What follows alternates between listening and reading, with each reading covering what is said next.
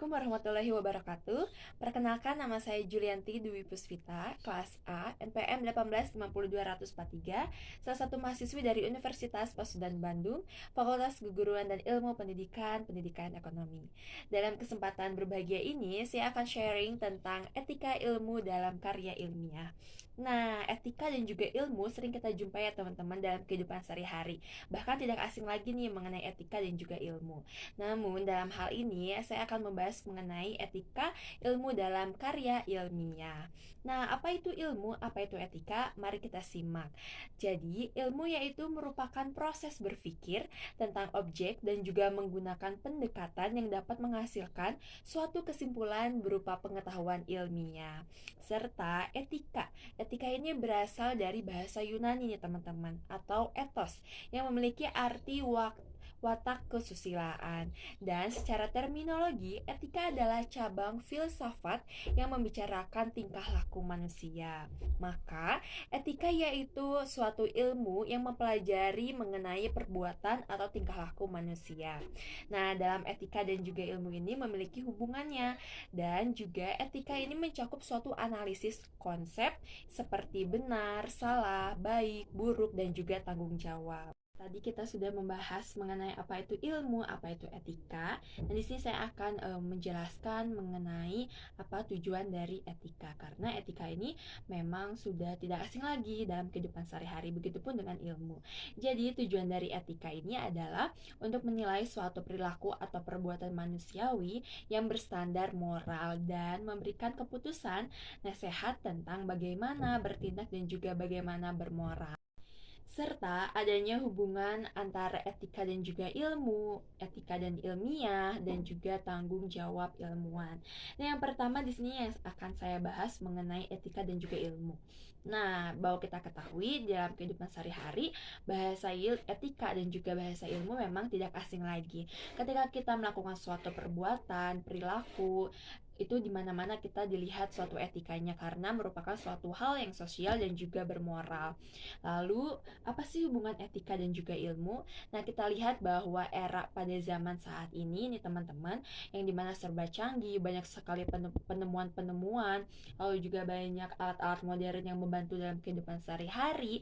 Namun, dalam zaman ini yang beraneka kemajuan ilmu dan teknologi menimbulkan gejala dehumanisasi nih teman-teman. Nah, apa itu dehumanisasi? Jadi, yang dimana manusia ini kehilangan hakikat dirinya.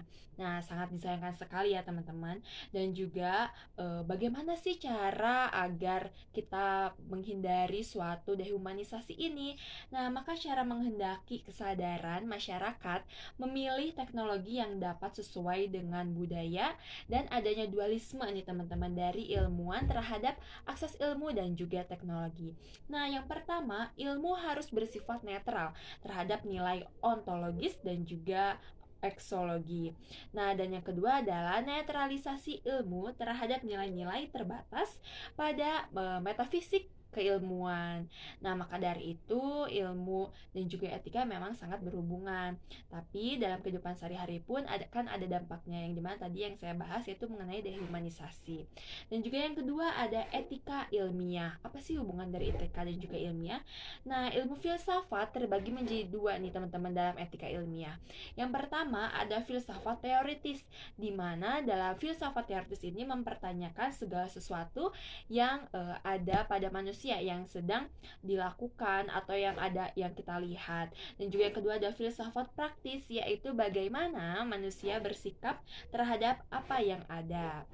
Nah, dalam etika ilmiah juga ternyata etika ini terbagi menjadi dua nih. Yang pertama ada etika secara umum dan juga etika secara khusus. Apa itu etika secara umum? Jadi, etika secara umum yaitu pemikiran yang praktis dan juga mendasar tentang ajaran dan juga pandangan moral. Dan yang kedua ada etika secara khusus atau yang bersifat khusus, yaitu bagaimana seseorang harus bertindak dalam bidang atau masalah tertentu. Nah, adapun cara membangun karakter dalam melakukan suatu penelitian secara ilmiah. Nah, ini menurut Suharjana pada tahun 2011. Nah, ada apa aja sih? Yang pertama ada trustworthy. Dalam trustworthy ini, perilaku yang harus dilakukan yaitu seperti kejujuran dan juga menepati janji. Jadi ketika kita melakukan suatu ilmiah atau penelitian ilmiah, kejujuran dan juga menepati janji ini memang harus sangat diperhatikan karena sangat berperan sangat besar sekali. Lalu yang kedua ada menghormati orang lain atau bisa juga menghargai orang lain, karena kita ketika melakukan penelitian, apalagi penelitian ilmiah, memang harus saling menghormati antar sesama dan juga saling menghargai. Lalu yang ketiga adanya bertanggung jawab. Kita harus memiliki sifat dan juga sikap tanggung jawab. Karena tanggung jawab ini sangat penting ya teman-teman. Ketika kita diberikan tugas, kita harus bertanggung jawab dengan tugas itu, karena penilaian diri pun bisa dilihat dari tanggung jawab kita. Lalu yang keempat ada adil, dan yang kelima ada cinta dan juga perhatian. Nah, yang terakhir ada tanggung jawab ilmuwan. Jadi, seseorang yang menjadi ilmuwan memiliki tanggung jawab dari segi moral. Nah, dari segi moral ini adanya segi profesional dan juga segi moral. Yang pertama, tanggung jawab dari segi profesional. Nah, bagaimana sih tanggung jawab dari segi profesional? Jadi, kaitannya dengan epistemologi seperti asas kebenaran dan juga kejujuran. Lalu, tanggung jawab yang bersifat atau secara moral yaitu membentuk tanggung jawab sosial ilmu digunakan untuk meningkatkan suatu taraf hidup, kodrat manusia dan juga martabat manusia. Nah, mungkin itu saja yang bisa saya sampaikan mengenai etika ilmu dalam karya ilmiah. Mohon maaf bila ada salah kata atau ada kata-kata yang kurang berkenan. Sekali lagi mohon maaf bila ada salah kata. Terima kasih banyak. Wassalamualaikum warahmatullahi wabarakatuh.